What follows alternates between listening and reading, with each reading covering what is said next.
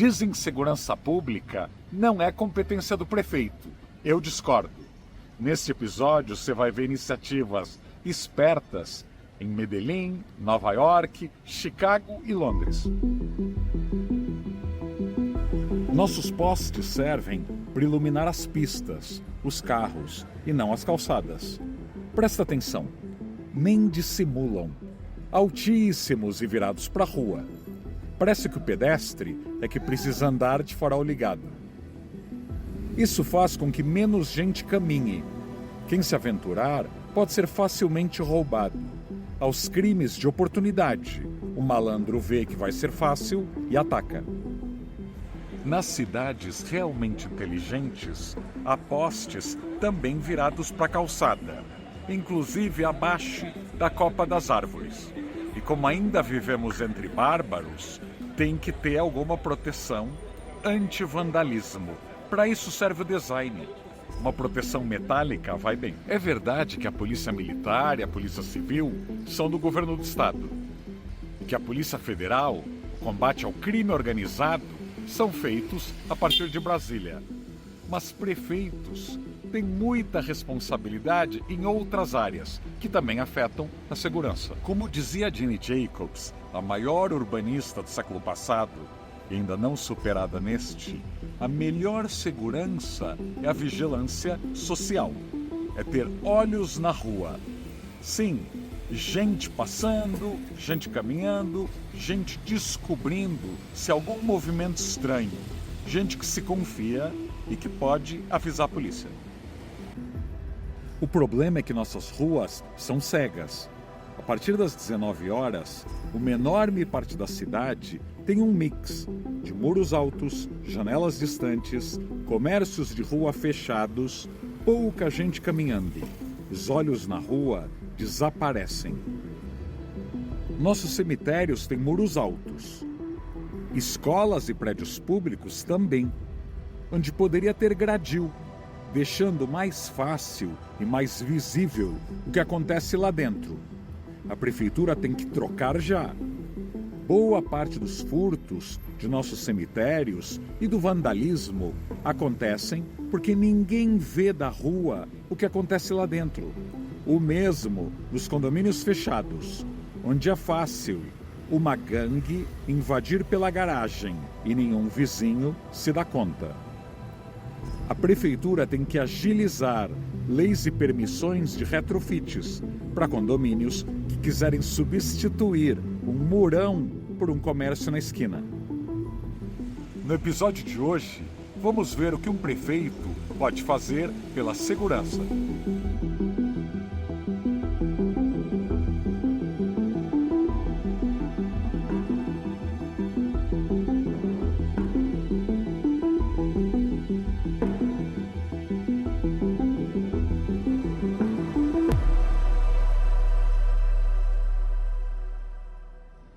Lutar contra a segurança exige dados detalhados sobre os horários, os locais, as esquinas, até os quarteirões, onde acontecem mais furtos, roubos, estupros, homicídios e qualquer tipo de contravenção.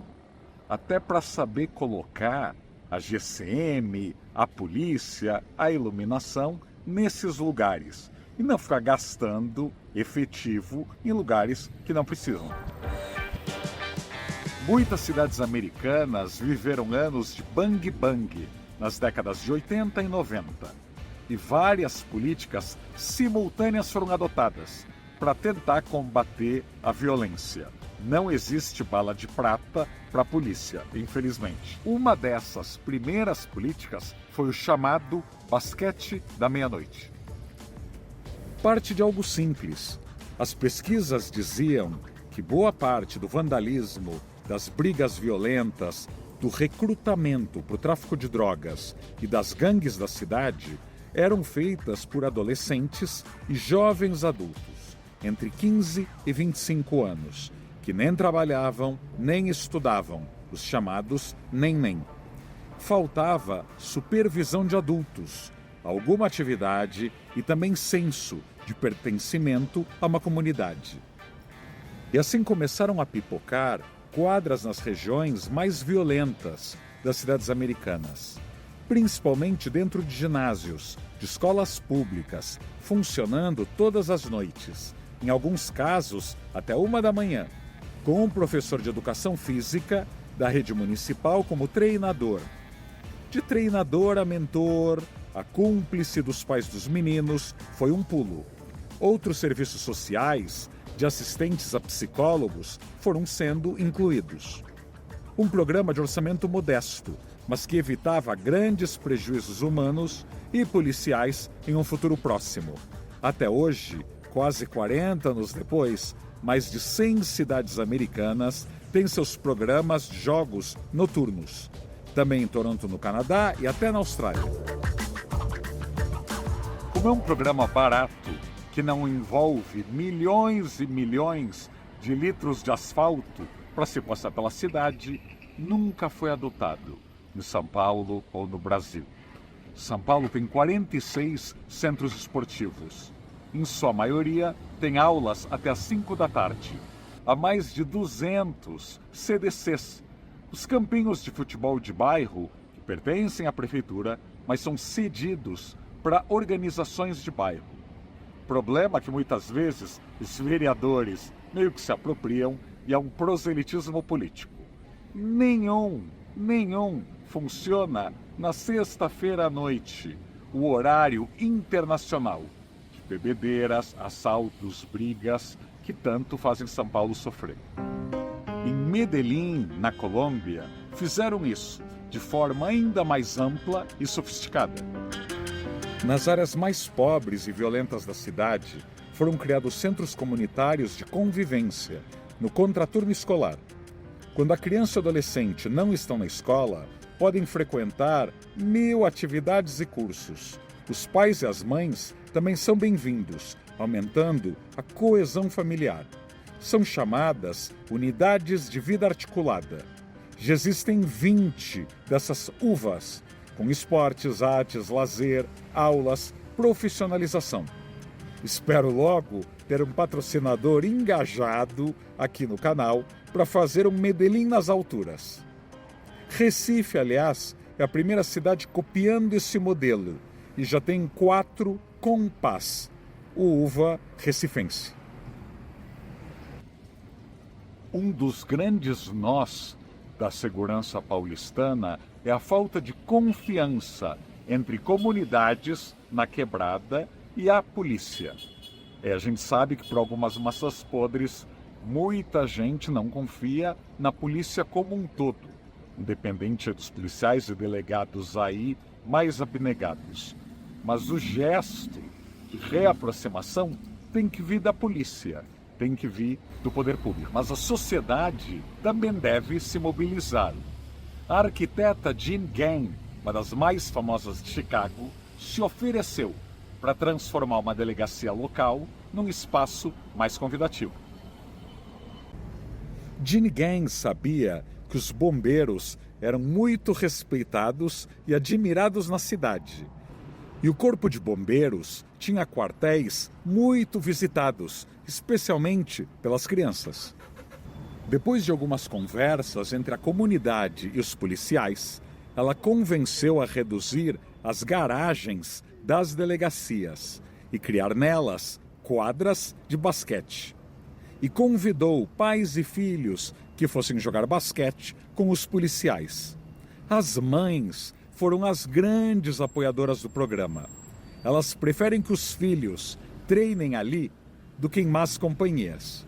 E os policiais acabaram conhecendo de perto os adolescentes, muitas vezes problemáticos, e o próprio escritório de arquitetura ajudou na vaquinha para fazer as primeiras quadras. Várias delegacias dos Estados Unidos estão seguindo o exemplo, criando até áreas de Wi-Fi e mesas comunais para famílias almoçarem nessas antigas garagens. Um prefeito ligado fica sabendo de projetos, estudos que estão acontecendo pelo mundo e manda sua equipe atrás. Não vai esperar aí décadas para se inspirar em iniciativas que estão dando certo. Uma delas está sendo feita agora, nesse momento, pela Transport for London, a agência de transportes e mobilidade da capital inglesa. Eles pegaram 5 lugares da capital, projeto piloto, para estudar a insegurança, o sentimento de insegurança das mulheres londrinas, especialmente quando elas estão usando o transporte público. As pesquisas detectaram que mulheres evitavam passarelas ligando uma estação de metrô a uma avenida porque se sentiam inseguras e que ficavam dando voltas para não ficarem paradas num ponto de ônibus com medo de ser assaltadas. Às vezes dão voltas ou evitam o transporte público. Imagina 50% da população de qualquer cidade tendo medo de sair à noite, medo de pegar o transporte público. A Prefeitura de Londres está pensando nisso e qualquer prefeito tem que trabalhar com dados, com pesquisas, com sensibilidade e zeladoria. Não basta apenas que as estatísticas de segurança melhorem. A sensação de segurança tem que ser universal. E que eu não apenas grave num lugar que tem holofote do ponto de táxi para não ficar com medo. O poder público também tem que iluminar.